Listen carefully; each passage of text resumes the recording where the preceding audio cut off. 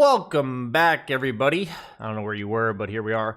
This is going to be another episode of the Dota Diary, and this is a kind of a important one for me. And a lot of you, I've seen various comments appreciating this content, telling me that, you really enjoy the introspection and learning basically the lessons I'm learning in Dota. And that's what this whole series is about, basically giving you my best attempt at diving into my mindset, trying to improve in Dota and hold myself accountable.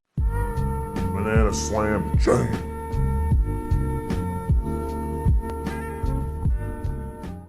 So there's like a few major points I want to hit in this diary section, episode, I guess. First and foremost, on a really bright note, I did hit 9K. For the first time in a couple years, I've bounced all the way back to 9K, and I actually skyrocketed through 9K. I was at 8,800, and these being unranked games, these 3 losses, I actually won 10 games in a row. And all pretty much different heroes, different roles. The difference between this 9K and the last time I was 9K was the fact that I was playing only offlane last time, and I pretty much played mainly 3 heroes. And this time around, I'm kind of just playing whatever. I feel like my overall understanding of Dota as a whole is much higher, which for me is like really cool. And I just want to say that all the things I've been trying to teach you guys, the lessons I've learned, have truly paid off for me. And rather than sound like I'm just bragging and waving my big EP-ness around that, now that I'm kind of not a scrub at 9K, is to hopefully show you guys like it does work. I have been trying to gradually improve and work on myself for the last 4 months, and I've been consistently inching my way up in MMR. And I'm hoping to go for 10K. That's my goal by the end of the year, but we'll see how it goes. In terms of lessons that I feel like were probably the most crucial for me, I'd like to lead off by kind of how I learned one of these lessons. So I tended to be, in the old days, I guess, somebody who, when I went to the gym, I was like, I had to do these many sets, this many reps, this much weight, yada, yada, yada. If I did less than this on that day, that was like my standard, I was a failure. And I learned this from Blitz, actually. Basically, it seems really simple when you say it out loud, but I didn't know it, so maybe some of you don't. He basically said, like, how are you feeling that day? There's going to be some days where your body's just ready to push it to the limits, and you're going to freaking PR. You're going to hit your best weight ever. And then there's some days where you feel like absolute shit, and you just got to go to the gym. You just got to do something. And you're probably going to be hitting lower numbers, but just going and keeping your patterns and habits and being aware of how good you feel that day is really important. And I'll just tell you, in terms of gains, in terms of going to the gym, that has been massive for me. Simply embracing like the days where I know I can push it, hold myself accountable, and push it. On the days where I know I'm feeling like shit, I just gotta make sure I go and be okay with doing less. Now, a lot of you are probably like, BSJ, I spend 12 hours a day on my gaming chair and I don't care about the gym. So why are you talking to us about this? If you've still bear with me until this moment, I think it's really important to understand the parallel that I personally drew to Dota and has been probably the biggest lesson I've learned and applied in my games that has made a massive difference. So if we take this analogy of the gym and we compare it to a Dota game, I basically want you guys to envision that in a Dota game, some games you have really good starts, and you're getting really well supported and enabled, and you're going to own. And in these games, you have to hold yourself accountable to literally carry the game. In these type of games, if you're a really good start, you're absolutely owning the game, and you feed once like an idiot, it might be enough to lose the game. Meaning like, you're 15-0 right now, and you're absolute free farm, and your team like does something stupid, and you blink in and die with them. You probably lost your team the game there. The fact is, like, you are the equivalent of feeling really good that day at the gym, and it's your job to break some records. And your impact on the game is massive. Your job is to be perfect in those type of games, as close to perfect as possible, at least disciplined, and knowing that if you mess up in a game like that, where all the responsibility is on your shoulders, you will lose. And I feel like what I'm saying to you guys is I treated every day at the gym like the same thing. And I feel like I did the same thing with Dota. I treated everything in Dota the same. There's some games where you die 5 times and you win. There's some games where if you die once, you're going to lose. Like no matter what happens, you die once, you lose the game. Not all deaths are created equal. Not all mistakes are created equal. My impact in the game cannot be expected to be the same every single game. There's some games where my 5 position fucking balls it out and I'm going to free farm. And there's some games where my guy literally has no idea what he's doing and I have a horrible start. And these are different scenarios. Like you can't expect yourself to hit the same timings if your support failed you in lane or you messed up in lane. I mean, it doesn't have to be somebody else's fault. But a lot of times what I see people doing wrong is responding poorly to their teammates' mistakes. But what I'm getting at here is what Blitz taught me at the gym. Blitz is the head coach for Team Liquid, also like former caster, all that kind of stuff.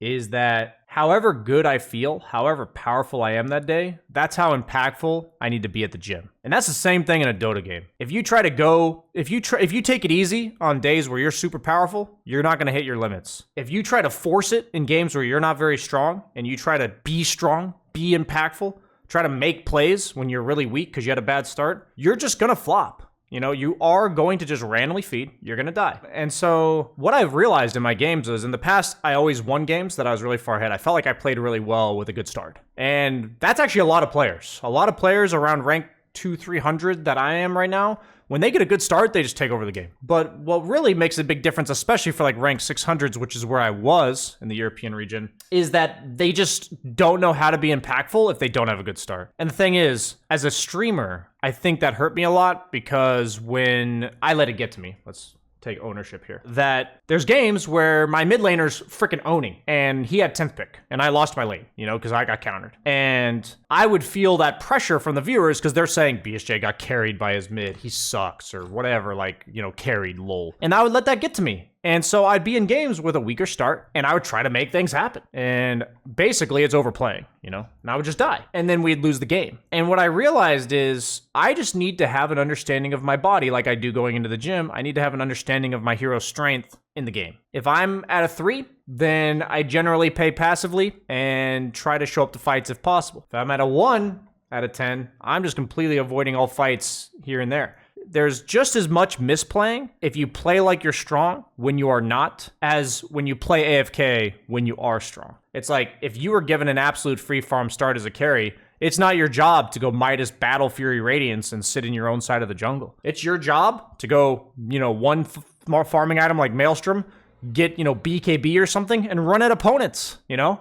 Because if you had a really good start, it's likely, just the way Dota works, that somebody on your team needs you to make some space for them. There's only so much net worth in the game. If you have it all, more you have, the less likely it is that your teammates have net worth. That's just how it goes. It's the balance of all things. And generally speaking, if you have less net worth, one of your teammates will have more. Now, obviously, there's just some games where you get outdrafted, you get outplayed, you lose all 3 lanes, or you win all 3 lanes, and those games generally are just kind of over. But even then, you're supposed to play within your limits. And I've learned to just let people throw.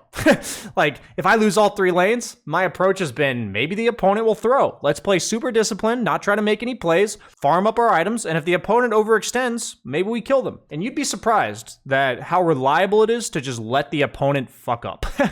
Yeah, you're only going to win maybe 10% of those games, but you win 0 of them if you don't let the opponent mess up. I feel like I give too much credit to the opponent, and I feel like most players do as well. You have this like mentality where you constantly are biased towards your own team. You think like my team messes up and the enemy team is gods. It's like, no, the enemy team's just as prone to diving tier 4s as your team is in the grand scheme of things. Let them, you know, make them play properly. That is actually a skill in Dota, is to make the opponent earn their free win, you know? Earn the free win. So I know I went on quite a spiel here, but this has been a massive eye-opener for me, and it's definitely won me that small 5 to 10% of games that I previously used to not win, and that's pretty much the entire reason I have MMR. I'm usually winning good games, and I'm having a chance in games that are drastically out of favor. It's like, this is a perfect example, this Bloodseeker game I played. We are 15% to win after the laning phase. And I had a really good start, you know? Like, look at the starts. Like, this is probably what people would say, man, that's my game every time, you know? And so what happens here is that if you look at the net worths, we're losing. The game's about even, but it felt like a really hard game. And I'm highest net worth, and the game says the opponent's 80%. We were losing all our buildings and stuff. What was happening? We were like getting invaded, losing our buildings. And I realized it, you know? I was like, I have a really good start, Look, if you actually look at the net worth in 9 minutes, it's a bit more accurate to the story I'm telling. I have a really good start, but we're in a weird spot. So what did I do as a carry? I was like, well, I'm a Bloodseeker, we're losing, and I need to buy some time for my offlane Slardar to farm his Blink, my Lina to get her items up. Both these heroes kind of farm. I'm going to be more active. And if you guys see, after the laning phase, you know, my build, I queued up the Falcon Blade at this point in the game. I'm like, I'm against Tiny Sky. They have a lot of burst damage, and I know I need to be more active. So I'm going to give myself some mana to cast some spells and some HP to survive the opponent's burst. And that was a reactionary purchase. And I'm just telling you guys, I freaking carried this mid game. I had every fight I showed up to. I killed Tiny, I killed Weaver. These were super impactful kills. And this is a game where in the past I would have groped. I would have been frustrated at how hard the game felt despite how free my lane was. And because look, I was against Beastmaster. I beat him by 1900 gold. I knew I was owning and we were just losing all our towers. And in the past I would have just been mad. I'd be like, well, shit. We're just losing. And in this case, I was like, what can I do about it? Rather than focusing on the fact that we were losing. And I built more active items, participated in the game more than I normally would. I even said on stream, I'm going to have to participate in this game more than I normally would. And we ended up turning around a really rough start. According to Dota Plus, we were 15% to win at 10 minutes, and we ended up winning.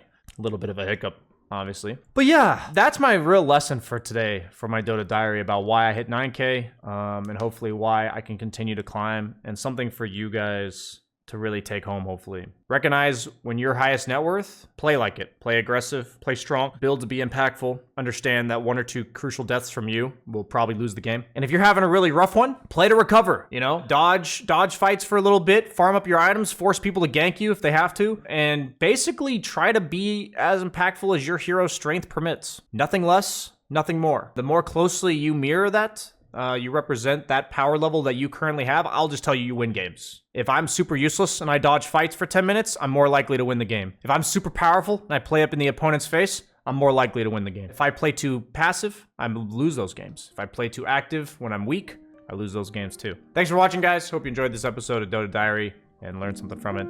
See ya.